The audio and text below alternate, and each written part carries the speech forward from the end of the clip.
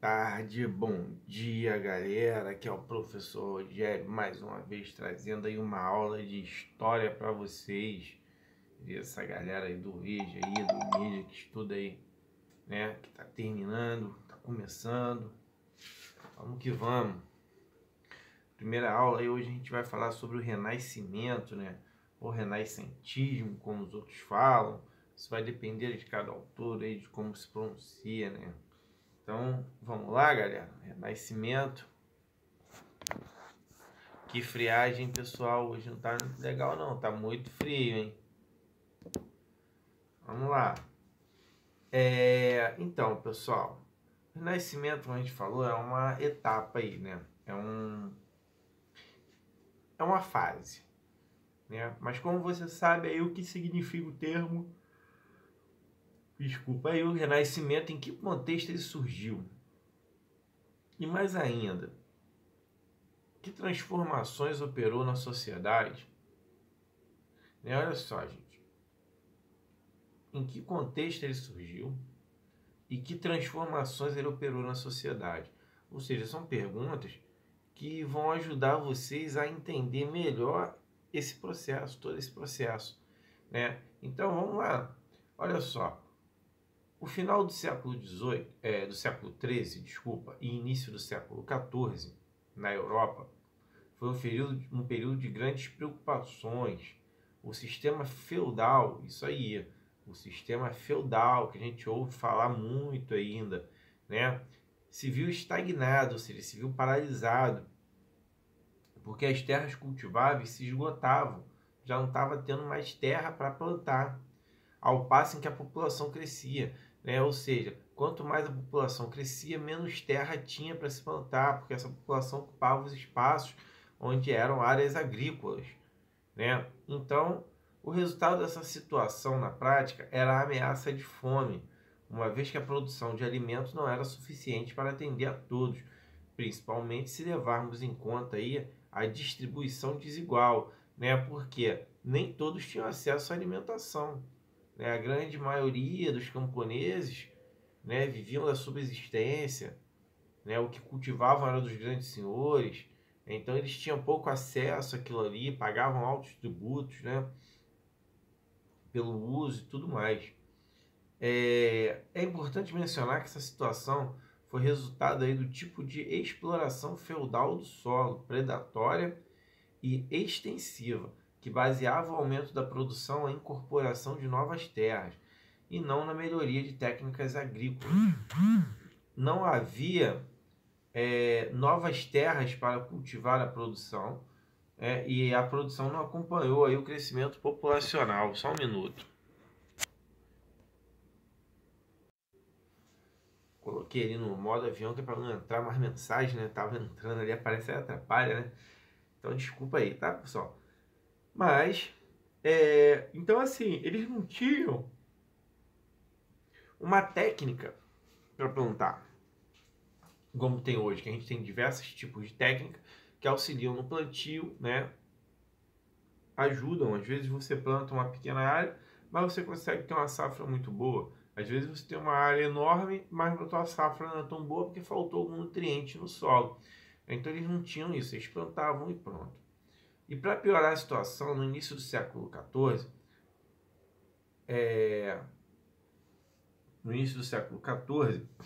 foi arrasado aí por intensas chuvas que diminuíram ainda mais as colheitas, aumentando a fome, né, que estragavam aí os grãos que estavam ali. Deixa eu subir aqui para vocês poderem ver, né?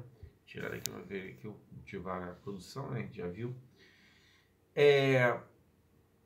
Mas as chuvas não trouxeram apenas fome à população, trouxe também o risco de doenças e, de fato, uma epidemia de peste bubônica, também conhecida como peste negra, né, causada aí pela urina do rato que se espalhou por toda a Europa, né, conhecida como a peste negra. Essa peste negra aí deu um trabalho incrível para os europeus, né, causou um estrago fantástico, né, inimaginável, tanto hoje quanto naquela época, gente. Foi um estrago assim enorme, dizimou praticamente um terço de toda a Europa, gente pra caramba. Várias vidas que se perderam com isso. Vamos ver aí algumas imagens quando a gente fala da peste negra para vocês entenderem, né? Olha só, aí o enfermo, né, com algumas pústulas e tudo mais, eles chamavam de peste negra porque ficavam marcas negras, né, nessas pessoas. Aí são pessoas doentes no meio da rua, mortas no meio da rua. Esse cara de máscara aí seria um médico, né? Ou uma pessoa convencional que usava máscara. Eles usavam esse tipo de máscara, tipo de gavião, porque eles entendiam que essa máscara diminuía o contato do ar poluído com o nariz das pessoas. E funcionou, né? Na época acabou funcionando, isso virou uma tipo, entre aspas, uma moda na época, todo mundo usando esse tipo de máscara, né? Você usava máscara como a gente usa hoje. Então fez um estrago muito grande, cidades foram totalmente dizimadas, ficaram vazias aí por causa dessa questão da peste negra. A peste negra dizimou cerca de 1/3 da população europeia, como eu tinha falado, né, anteriormente. Causou terror à população e destruição na produção e abandono das cidades. A essa trágica situação somou-se as mortes causadas pelas guerras dos 100 anos, que foi o conflito envolvendo França e Inglaterra entre os anos de 1337 e 1453. Não só esse conflito, mas também outros conflitos que apareciam ali, revoltas e tudo mais.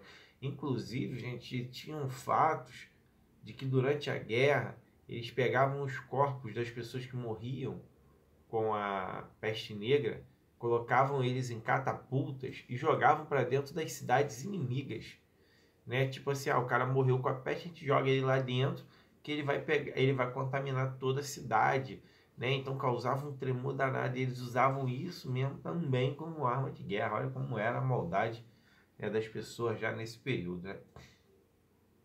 Que hoje também não muda muita coisa, né? Puder ferrar com o outro, faz tudo quanto é tipo de maldade. Incrível, mas é o ser humano. O século XV, gente, o século XIV, desculpa, assim, é do século XV, hein? O século XIV também será palco de inúmeras revoltas de camponeses contra o aumento da exploração por parte dos senhores feudais, né? Gente, até agora eu não falei, não perguntei, mas quem eram esses senhores feudais? Alguém sabiam disso? Os senhores feudais, gente, eram os grandes fazendeiros daquela época, eram os grandes agricultores, isso mesmo, gente, os grandes agricultores.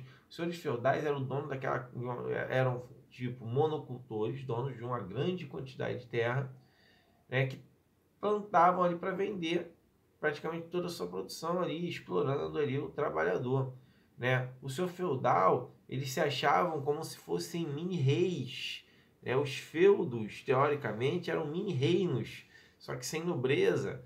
O senhor feudal, né, os feudos, alguns feudos tinham um idioma próprio, uma moeda própria, ou uma regra própria, lei própria dentro do feudo, né? E vem de várias coisas aí sobre os senhores feudais legais, que se a gente pesquisar, vocês vão se amarrar. Eu desafio vocês a pesquisarem aí, é bem interessante estudar um pouco sobre o regime feudal, né? Como não é o nosso foco agora, eu só estou falando por alto. Mas se vocês estudarem e quiserem me perguntar, deixem aí a pergunta de vocês, que com certeza eu terei um enorme prazer em ajudar a responder aí, explicar um pouco mais, né, sobre esse sistema, que se a gente for parar para pensar, até os dias atuais ainda existem, né, os senhores feudais da modernidade, né, que são os grandes fazendeiros, que exploram aí o povo, produzem, vendem toda a sua produção para fora, não deixam nada para dentro de casa, e a população produz, trabalha e ainda passa fome. Isso é o grande problema aí dos dias atuais, mas ainda não se diferencia muito dessa época, né? Só muda o tempo.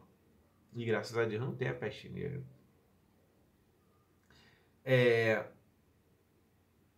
Com o aumento da exploração por parte dos senhores feudais, que queriam garantir aí a continuidade dos seus rendimentos e estilos de vida luxuosos, mesmo com suas terras prejudicadas e abandonadas por muitos servos.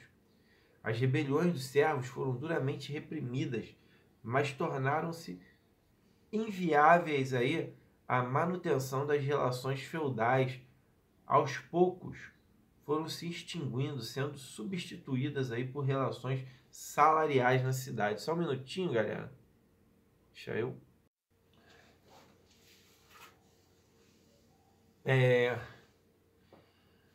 manutenção dessas relações feudais aí, né, nas cidades. Houve aí a retomada do crescimento comercial. Deixa eu tirar daqui.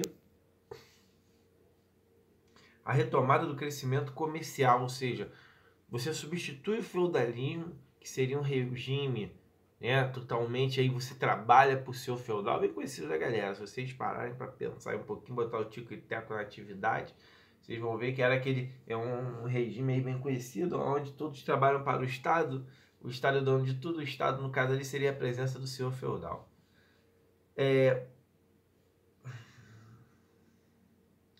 Retomada do crescimento comercial e o revigoramento do mercado, que era favorecido aí pelo aumento dos preços das chamadas manufaturas. O grupo que sai aí fortalecido é a burguesia, ou seja, o comércio, os comerciantes, que apoiavam a concentração de poderes na mão do rei, já que isso significaria a padronização da moeda, dos pesos, das medidas, além de maior proteção dos mercados contra a concorrência externa. Estamos falando aí do início de um sistema capitalista, né?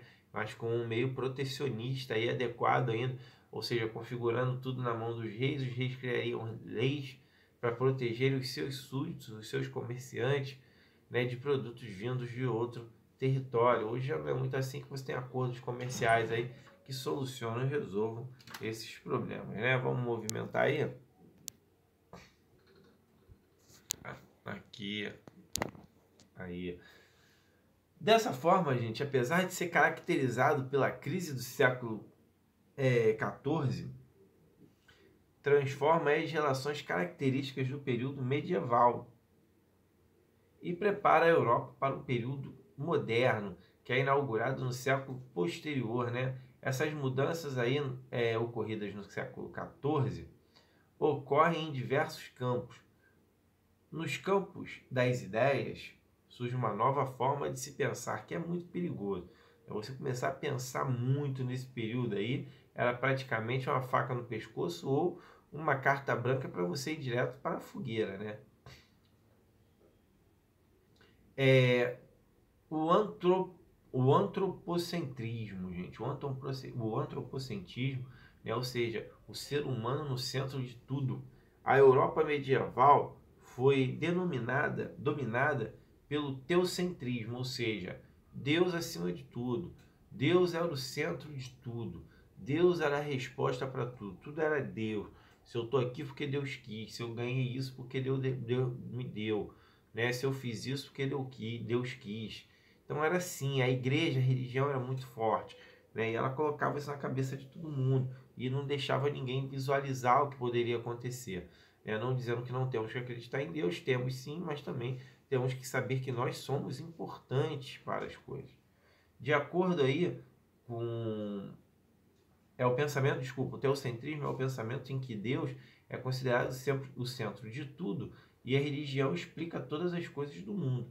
De acordo com o antropocentrismo, o homem é o centro do universo e a razão humana deve superar o miticismo religioso. Esse ideal foi apropriado pelos humanistas que no século XV e XVI participavam ativamente do movimento filosófico, científico, literário e artístico conhecido como Renascimento. O Renascimento, por que o Renascimento? Porque é onde renasciam as ideias dessa população. Renasciam as ideias que tirariam você daquela escuridão, né, que a igreja lhe trazia e vai trazer você para a vida, para a luz, né?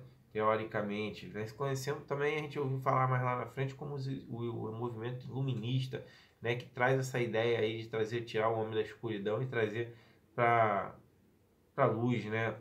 O iluminismo, o renascimento, né, o renascentismo, ele vai te abrir, né? Ele vai ser o início disso tudo, ele vai abrir, ele vai falar assim, gente, você pode, você não precisa da igreja não, você vai lá e você vai conseguir sim.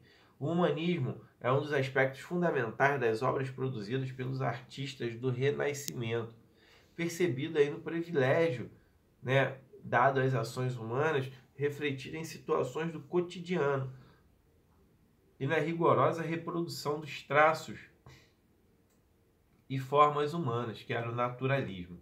A valorização da razão e a concepção da antropocêntrica, de que o homem é o centro do universo, está presente em diversas obras renascentistas, como no desenho de Leonardo da Vinci, né, que a gente tem aquele desenho do homem vitruviano, né, que é aquele cara lá de braços abertos e tudo mais, cheio de enigmas por dentro dele, né? A gente vai ver um pouco disso aí, que seria aí, né? Opa, vamos lá. Assim, né? Que é o homem vitruviano, né, que é os significados, né? Cortada para um lado, cortada para o outro, soco direito, soco esquerdo, antebraço, né? Ali vem a ideia de medidas também surgem com aquilo ali, né? Então são ideias que se traz aí com essa questão aí do homem vitruviano, né? Que é um outro esquemazinho bem parecido, né? O rosto divide em 3 partes iguais, juntas elas representam 1/10 aí da altura total, né? Então são coisas que foram escritas, entende? O que ele diz aqui, se você pegar o seu rosto, essa parte aqui do rosto aqui, ela equivale a 1/10 da sua altura. Olha que interessante. Então, se você pegar essa metade do seu rosto e dividir ela e multiplicar, na realidade, você teria a sua altura, gente. Olha que legal.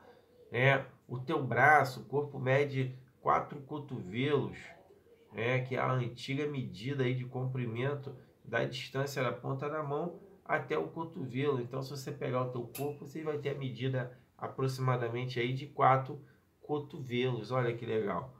O espaço das pernas, entre as pernas, é um triângulo equilátero. Olha lá, as pernas abertas do ser humano, ele forma um triângulo equilátero, ou seja, que tem os 3 lados iguais. O começo das genitais marca a metade do corpo do homem, né, na altura. O homem tem a mesma medida da cabeça aos pés,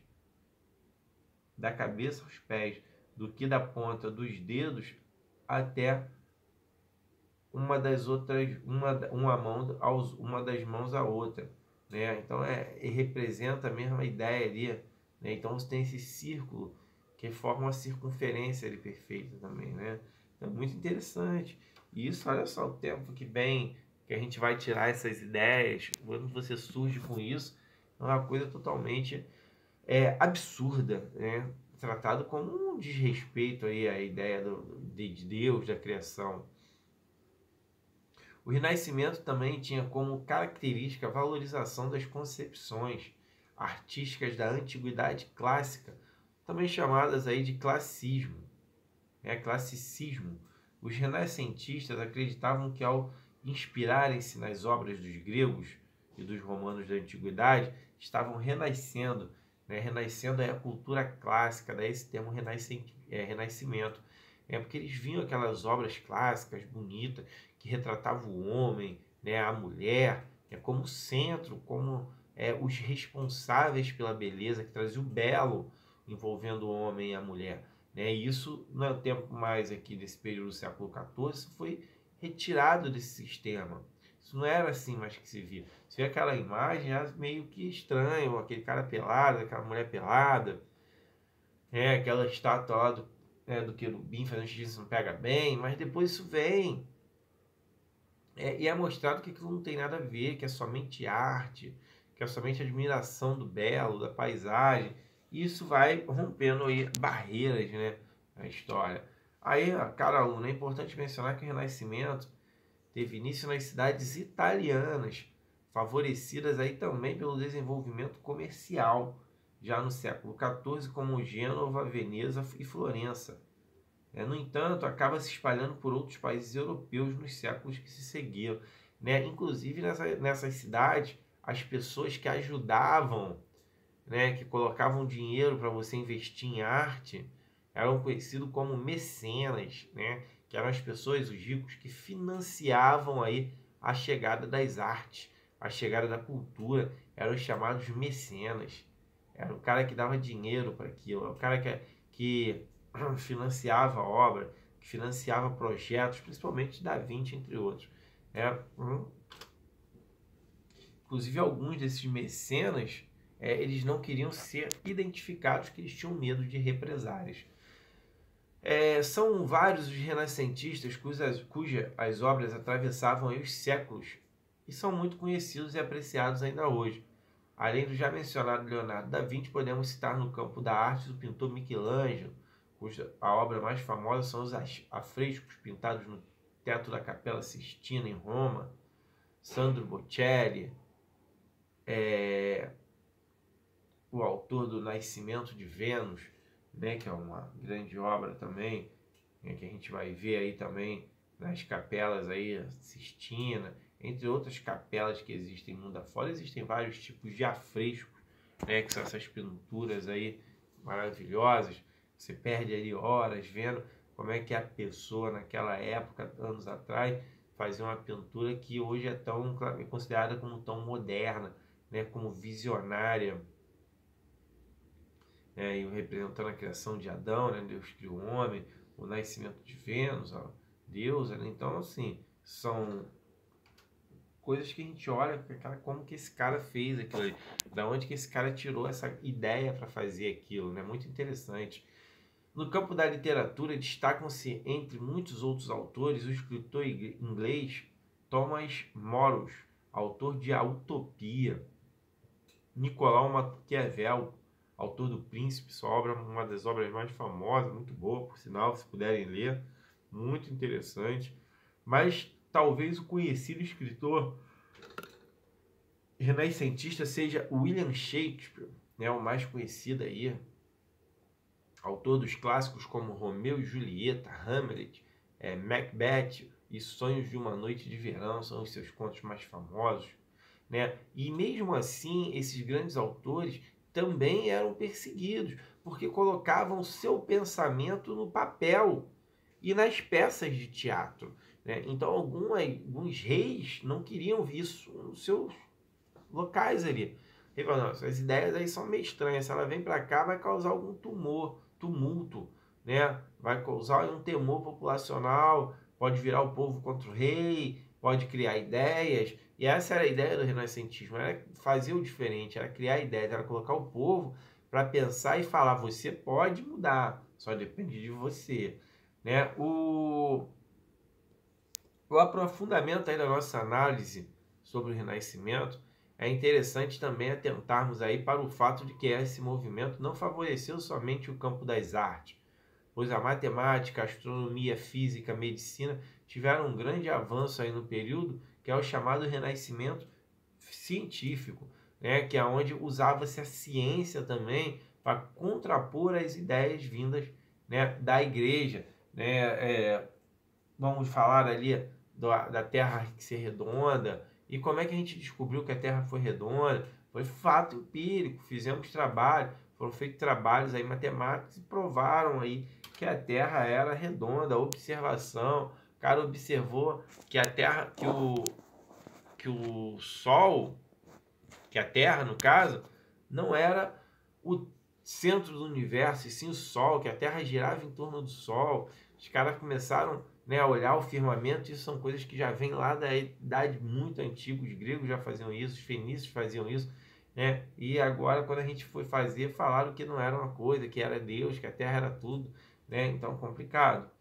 Se no período medieval as respostas sobre as questões que envolviam a relação do homem com a natureza eram dadas através da religião, essa visão teocêntrica não impedia, mas dificultava o avanço científico na Idade Média.